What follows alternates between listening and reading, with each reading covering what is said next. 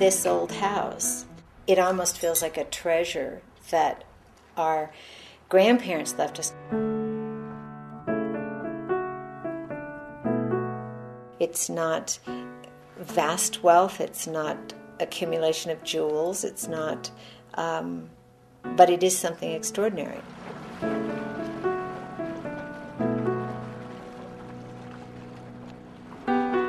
And for a house to be extraordinary, I think it has to be a setting that gives people maybe the impetus to be something they might not have been without the setting. My grandmother, Annie Dale Biddle, designed the house. She was the first woman in the United States to get a PhD in mathematics. Her thesis proved that a line goes into infinity.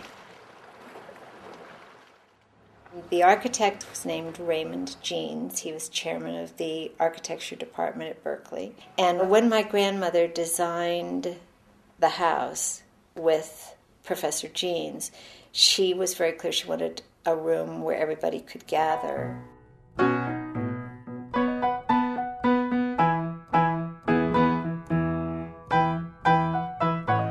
And she wanted all the bedrooms in one wing.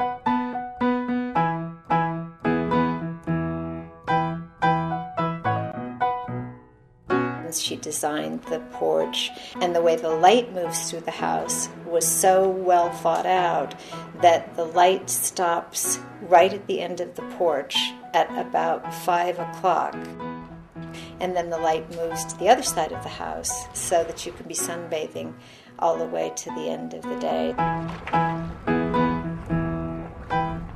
My grandmother, she never actually came up here. She got Lou Gehrig's disease, and so it was my mother who took the reins, if you will, in the second generation and went with her father after her mother had died, went out and bought all of the furniture that's in the house.